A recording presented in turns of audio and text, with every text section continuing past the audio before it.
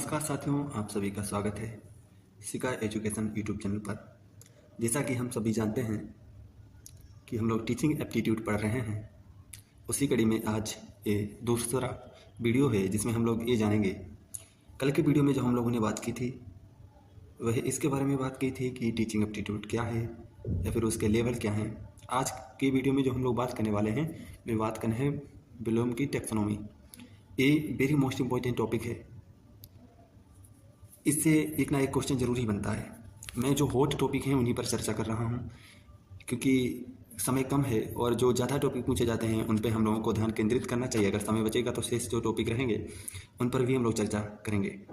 इसका Bloom taxonomy का हम पहले इतिहास यानी कब और किसने यानी 1956 में बेंजामिन ब्लूम और उनके सहयोगियों ने विकसित किया था। ये क्यों विकसित किया था? क्योंकि पहले जो था 1956 से पहले एक हिसाब से देख सकते हैं, हम लोग जान सकते हैं कि जो था वो रटन विद्या थी। यानी कि इन लोगों ने देखा कि जो लोग पहले पढ़ा रहे थे 1956 से पहले या 1956 तक, तो वो लोग कैसे पढ़ा रहे थे कि बच्चों को रटवा रहे थे। मतलब जैसे कि जो कमज़ोर बच्चा है वो बिल्कुल कमज़ोर ही होता जा रहा था और जो एकदम एक्सीलेंट है वो एक्सीलेंट ही होता जा रहा था। तो इन्होंने इस व्यवधान को दूर करने के लिए इन्होंने एक वैज्ञानिक तरीका अपनाया और इन्होंने एक सिद्धांत प्रतिपादित किया जो कि आज भी उतना ही महत्वपूर्ण है जो जब इन्होंने दिया था कि टीचर एक स्टूडेंट्स को कैसे समझाए वे आसानी से समझ जाए और रटन विद्या छोड़कर वह स्किलफुल हो जाए। ठीक है, शिक्षा के उद्देश्यों को संगठित और मापनीय बनाने के लिए ताकि आकलन और लर्निंग आउटकम्स स्पष्ट हों। यानी कि इसमें क्या है कि जो शिक्षा के उद्देश्य हैं वो एकदम क्लियर होने चाहिए कि हम शिक्षा क्यों कर रहे हैं, या हम शिक्षण क्यों कर रहे हैं, या बच्चे लर्निंग क्यों कर रहे हैं। यानी लर्निंग को हिंदी में अधिगम कहते हैं। ठीक है, मूल रूप शुरुआत में केवल कॉग्निटिव डोमेन था, बाद में अफेक्टिव और साइकोमोटर डोमेन भी शामिल किए गए। जो कॉग्निटिव डोमेन था इसका मतलब होता है ज्ञान सिर्फ बढ़ाने के लिए। ठीक है, कॉग्निटिव डोमेन का मतलब क्या होता है कि नॉलेज को बढ़ाने के लिए। अफेक्टिव टीचर क्या होता है, इमोशनल से रिलेटेड होता है। साइकोमोटर क्या होता है कि जैसे आप साइकिल चलाना जो सीखते हैं, यानी जो अपने हाथ पैरों से जो क्रिया करते हैं वो साइकोमोटर में करते हैं। जो आप हृदय पर आघात होता है, जो आप सोचते हैं, वो क्या है, अफेक्टिव टीचर में है, अफेक्टिव डोमेन में है। और कॉग्निटिव डोमेन में क्या होता है, जो आप अपने पढ़ने का जितना भी काम है वो कॉग्निटिव डोमेन में है। यानी कि एक हिसाब से कह सकते हैं इसमें ज्ञान प्राप्त करते हैं। जैसे कि कल मैंने एग्जांपल दिया था कि कार कैसे चलाते हैं। आपको थ्योरी जो पढ़ाया जाएगा कि रेड अगर लाइट जलता है, ठीक है, रेड लाइट अगर ऑन होता है तो आपको रुकना है, इसमें पढ़ाया जा रहा है कॉग्निटिव डोमेन में। अफेक्टिव में क्या है कि उसके अंदर भाव पैदा हो रहा है, अच्छा रेड लाइट है, रुको रुको भाई रुको। लेकिन साइकोमोटर में क्या है, वो ब्रेक जब लगाता है तो वो साइकोमोटर में आता है। आप लोग समझ गए होंगे। अब हम लोग बात करते हैं कि ब्लूम टैक्सोनॉमी क्या है। ब्लूम टैक्सोनॉमी एक शिक्षा शास्त्र एजुकेशनल फ्रेमवर्क है जो सीखने के लक्ष्यों ऑब्जेक्टिव्स को 3 मुख्य डोमेन्स में बांटता है। यानी कि पहले हम लोग बात कर लेते हैं ब्लूम टैक्सोनॉमी आखिर होता है। ब्लूम तो वैज्ञानिक का नाम है जिसने इसको बनाया है, लेकिन टैक्सोनॉमी का मतलब क्या होता है? टैक्सोनॉमी का मतलब होता है व्यवस्थित तरीका। यानी कि जिस तरह से पुस्तकालय में पुस्तक को हम व्यवस्थित करते हैं, वैसे ही एक शिक्षक अपने बच्चों को किस तरह से व्यवस्थित रूप से ज्ञान प्रदान कर सकता है, उसी को हम टैक्सोनॉमी कहते हैं। अब जो हम लोग बात करेंगे वो बात करेंगे कि जो इसके 3 स्तर होते हैं। जैसे कि हम लोगों ने कल जो चर्चा की थी वही चर्चा ये की थी कि स्तर यानी जो टीचिंग के स्तर थे, यानी ML टीचिंग बच्चा सिर्फ वो करता है, सिर्फ रटता ही है। वो आप फिर से देख सकते हैं अगर आपको कन्फ्यूजन हो रहा है। और दूसरे इसमें क्या है कि अब हम लोग बात करेंगे कि जो कॉग्निटिव डोमेन है, अफेक्टिव डोमेन है और साइकोमोटर डोमेन है, ये किस लिए होता है। संज्ञानात्मक क्षेत्र इसका मतलब क्या है, ज्ञान और सोच। यानी इसमें जो शिक्षक है वो स्टूडेंट्स को ज्ञान देता है और एक सोच विकसित करता है, धीरे धीरे से प्रयास करता है। वहीं अफेक्टिव डोमेन में क्या है, अफेक्टिव डोमेन में जो शिक्षक होता है वो भावनात्मक रूप से बच्चों को जोड़ता है। यानी भाव जैसे भावनाएं और मूल्य और रुझान उनके बारे में बताने का प्रयास करता है। वहीं साइकोमोटर में क्या है कि जैसे हम प्रैक्टिकल पे इस पर ज़्यादा ध्यान देते हैं। ठीक है, साइकोमोटर में क्या है कि प्रैक्टिकल पे ज़्यादा ध्यान दिया जाता है। ठीक है, साइकोमोटर डोमेन समझ गए। साइकोमोटर डोमेन में क्या, शारीरिक या हाथ के कौशल सबसे ज़्यादा इस्तेमाल कॉग्निटिव डोमेन के लिए होता है। जैसे कि इसका मतलब क्या है कह रहे हैं, जैसे कॉग्निटिव डोमेन में आपको बताया जाएगा कि टाइपिंग आपको ऐसे हाथ रखने हैं कीबोर्ड पर और खटपट खटपट ऐसे चलाना है। लेकिन साइकोमोटर डोमेन में क्या है कि जैसे आपको कॉग्निटिव डोमेन में बताया गया था वैसे साइकोमोटर में आपको प्रैक्टिस करना है कीबोर्ड पर। समझ गए होंगे, ऐसा करता हूँ मैं। अब इफेक्टिव मतलब होता है जो भाव यानी भाववाचक जो संज्ञा होती है उसी से रिलेटेड होगा। इतना तो आप मास्टर डिग्री कर रहे हैं या फिर पास हो चुके हैं तो इतना तो नॉलेज हो गई आपको, मैं मान के चलता हूँ। ठीक है, आगे देखते हैं। ब्लूम टैक्सोनॉमी के कॉन्टेक्स्ट में 3 मेन डोमेन्स हैं जो कि हम लोग जान चुके हैं। यानी कि कॉग्निटिव डोमेन जिसमें हम ज्ञान क्षेत्र को सम्मिलित करते हैं, फिर भावनात्मक क्षेत्र है जो यानी भाव से रिलेटेड है, दूसरा शारीरिक यानी फिजिकल स्किल्स मैनुअल। ठीक है, सरल शब्दों में डोमेन सीखने का विशेष क्षेत्र या तरह है। यानी डोमेन का मतलब क्या होता है, सीखने का एक क्षेत्र होता है, यानी कि एक क्राइटेरिया होता है। डोमेन का मतलब ज्ञान क्षेत्र वैसे होता है, ठीक है।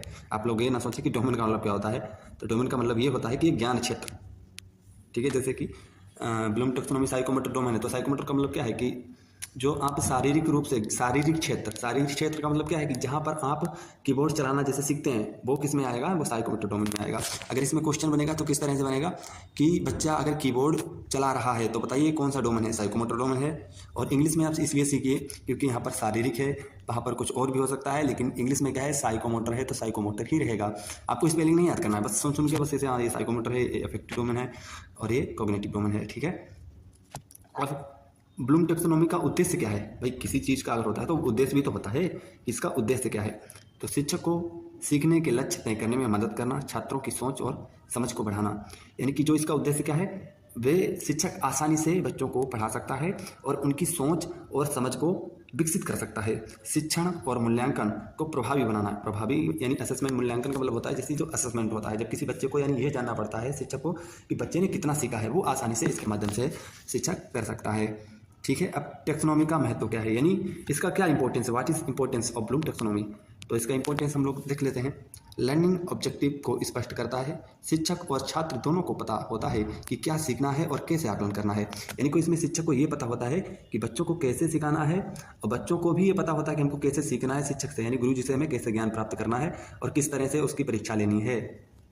उसके बाद क्या है, दूसरे नंबर पे आते हैं, शिक्षण और मूल्यांकन में मदद करता है। यह शिक्षक को लेसन प्लान और एग्जाम क्वेश्चन डिजाइन करने में गाइड करता है। वही ऊपर वाले में ही एक हिसाब से देख सकते हैं, उसी का दूसरा हल्का सा अंश दिया गया है। उच्च स्तर की सोच विकसित करता है, यानी ब्लूम जो टैक्सोनॉमी क्या है कि रट्टू तोता वाला नहीं है कि जो सोच विकसित ही ना हो पाए। इसमें क्या है, एक हाई लेवल की एक जो थिंक होती है वो डेवलप होती है बच्चे की। केवल याद करने की बजाय ये सिखाता है समझना, यानी लागू करना, विश्लेषण करना और सृजन करना। यानी कि समझना का मतलब क्या था, पहले अंडरस्टैंडिंग हम लोग करते हैं, यानी अच्छा ये चीज़ ऐसी होती है, फिर हम देखते हैं उस पर लागू करते हैं, यानी लागू का मतलब क्या है, अप्लाई करते हैं, फिर या फिर एक्ट करते हैं, फिर क्या है, विश्लेषण करते हैं उसका, विश्लेषण फिर सृजन करते हैं, यानी साइंथिसिस करते हैं। उसके बाद क्या है, यूजीसी नेट में प्रासंगिक टीचिंग एप्टीट्यूड और एजुकेशन के प्रश्नों में ये प्रत्यक्ष या अप्रत्यक्ष रूप से आता है। यानी इसमें पेपर में कैसे पूछेगा, अगर पूछेगा कि यूजीसी टीचिंग एप्टीट्यूड और एजुकेशन के प्रश्नों में ब्लूम टैक्सोनॉमी क्या प्रत्यक्ष या अप्रत्यक्ष रूप से आता है या इनमें से एक ही आता है, तो आपको अपना निर्णय देना है, ठीक है। 5 नंबर पे क्या है, छात्र केंद्रित शिक्षा को बढ़ावा देता है। शिक्षक सिर्फ पढ़ाता नहीं है बल्कि छात्र को सक्रिय रूप से भाग लेने के लिए, सोचने के लिए प्रेरित करता है। यानी कि जो इसमें शिक्षक होता है वो क्या है, एक हिसाब से ये है जो स्टूडेंट सेंटर है, यानी कि शिक्षक को ध्यान में रखते हुए बच्चे नहीं पढ़ते हैं, बच्चों को ध्यान में रखते हुए टीचर बच्चों को पढ़ाता है। जैसे कि मान लीजिए कोई पुलिस की तैयारी कर रहा है तो टीचर, अगर बच्चे सेंट्रेड का मतलब ये होता है जैसे कि कोई बच्चा पुलिस की तैयारी कर रहा है, यूपीएसआई की जैसे आजकल वैकेंसियाँ निकली हुई हैं, तो यूपीएसआई की तैयारी कर रहा है बच्चा, तो टीचर का कर्तव्य क्या, अगर बच्चा सेंटर्ड में है यानी स्टूडेंट सेंटर प्रणाली में पढ़ा रहा है तो वो जो पुलिस में आ रहा है वही पढ़ाएगा, यानी जो बच्चों को जरूरत है वही पढ़ाएगा। लेकिन अगर टीचर सेंटर्ड होगी तो क्या होता है, जैसे यूट्यूब पे बहुत से टीचर हैं तो बच्चों को सेंटर में रख के हुए थोड़ी पढ़ाते हैं, वो तो अपने आप को सेंटर में रख के पढ़ाते हैं। जैसे कि अब जो मर्जी आएगा वो टीचर पढ़ाएगा यूट्यूब पर, अब आपको देखना भाई क्या पढ़ना है क्या नहीं पढ़ना, समझ गए होंगे। उसके बाद है कॉग्निटिव डोमेन के लेवल, यानी जो इसमें जो लेवल हैं, अब देखिए जो 3 हमने बताए थे स्तर, उसमें से जो कॉग्निटिव डोमेन है इसके 6 स्तर हैं और जो और शेष बचे हैं साइकोमोटर और इफेक्टिव डोमेन, वो क्या है वो हम कल चर्चा करेंगे, क्योंकि आज यही और जो 6 लेवल्स हैं इसमें वो बहुत गौर से याद कर लीजिएगा, ये वेरी मोस्ट इंपॉर्टेंट है। इसमें क्या ब्लूम ने सीखने के 6 स्तरों में बांटा है, पुराना संस्करण और 2001 में इसे अपडेट किया गया है। पुराना संस्करण जो 1956 में जो उन्होंने सिद्धांत दिया था वो क्या दिया था, यानी नॉलेज, तथ्य को याद करना, इन्होंने जो सबसे बेसिक अंडरस्टैंडिंग है, तो उसमें ऐसे पूछेगा कि बताइए सबसे शुरुआती चरण कौन सा है, तो उसमें क्या है कि याद करना, ठीक है। उसके बाद कंप्रीहेंशन यानी समझना, जानकारी को समझना, इसका मतलब क्या है कि अब आदत तो कर लिया उसने लेकिन समझ रहा है। उसके बाद क्या है अनुप्रयोग, यानी कि 1 नंबर पे क्या उसने किया कि टीचर ने बच्चे को क्या किया कि एक फार्मूला दे दिया मैथ का कि लो भाई इसे याद करो, उसने क्या ज्ञान प्राप्त कर लिया। फिर उसने समझा कि फार्मूला अच्छा ऐसे ऐसे होता है इसमें। फिर दूसरे में एप्लीकेशन मतलब क्या है अनुप्रयोग, यानी उसने फिर उसे अप्लाई करके देखा, अच्छा हाँ ऐसे उत्तर आ जाता है इसे अप्लाई करने से, यानी इसे ऐसे रखने से इसका उत्तर आ जाता है, ठीक है। अब क्या है तीसरे पे हो गया। चौथे नंबर पर क्या है एनालाइसिस, यानी विश्लेषण करता है, ठीक है। विश्लेषण का मतलब हम लोग समझ गए होते हैं, यानी तोड़ कर वो समझता है कि अच्छा ऐसे ये हुआ होगा, फिर उसके बाद ये हुआ होगा। फिर उसके बाद संश्लेषण नए तरीके से जोड़ना, यानी कि फिर क्या है कि जैसे विश्लेषण का मतलब क्या होता है कि बहुत कोई मान लीजिए कि विश्लेषण का मतलब ये समझ लीजिएगा कि एक डिब्बा है उसमें बहुत सी चीज़ें हैं, तो डिब्बे को खोलकर बहुत बारीकी से देखना कि इसके अंदर क्या क्या है, उसे कहते हैं विश्लेषण। और संश्लेषण क्या है, इसका उल्टा है, यानी सिंथेसिस क्या होता है कि डिब्बे में बहुत सी चीज़ें एक ही साथ डाल देना। एवोल्यूशन का मतलब क्या है कि इसमें फिर बाद में मूल्यांकन और निर्णय और आलोचना करना, ठीक है। यानी कि 6 नंबर पर क्या है वो एवोल्यूशन, यानी निर्णय लेना कि बच्चे ने कितना सीखा है और किस तरह से सीखा है, ठीक सीखा है या फिर गड़बड़ कर दिया है, ठीक है। और अपडेट वर्जन जो 2001 में आया है वह क्या है कि जो इन्होंने पहले था नॉलेज, वो इसमें क्या कर दिया, याद करना, यानी बच्चा सबसे पहले क्या करता है, याद करता है। फिर जो कंप्रीहेंशन था उसकी जगह पे अंडरस्टैंडिंग कर दिया है, ठीक है। और जो 3 नंबर पे क्या है, ये लागू करते हैं, फिर एनालाइज करते हैं, फिर एवोल्यूशन इसमें पहले करते हैं, उसमें सबसे लास्ट में था। इसमें क्या है कि 5वें नंबर पे एवोल्यूशन करते हैं, उसके बाद फिर क्रिएट करते हैं जो भी इन्होंने कार्य किया होगा, यानी जो भी बच्चे को पढ़ाया होगा या बच्चे ने सीखा होगा। नया संस्करण सिंथेसिस को बदलकर क्रिएट कर दिया गया, ठीक है। सिंथेसिस मतलब हिट आउट करना, लेकिन क्रिएट का मतलब क्या होता है, रचना करना, ठीक है। वो एक ही सिमिलर हैं। और आज की वीडियो में इतना ही, क्योंकि वीडियो लंबी हो जाएगी। और इसमें आपको ये ध्यान देना है जो पुराने वाले हैं, ठीक है, ये पुराने वाले वेरी मोस्ट इंपॉर्टेंट हैं, आप ध्यान से पढ़िएगा। और ये हैं कि जैसे नॉलेज, ज्ञान, ये तथ्य हैं जो एक सीक्वेंस से याद करिएगा, ठीक है। ये नहीं है कि उसमें ऐसे पूछेगा कि नॉलेज और एप्लीकेशन के बीच में कौन सा डोमेन आता है, तो यानी कम्प्रीहेंशन डोमेन आता है, ठीक है। ऐसे आप याद करेंगे। और आपको अगर वीडियो अच्छी लगी हो तो कमेंट जरूर कीजिएगा, और अगर मुझसे कोई त्रुटि हुई हो तो वो भी बता दीजिएगा, ताकि मैं नेक्स्ट वीडियो में सुधार ला सकूं। जी नमस्कार।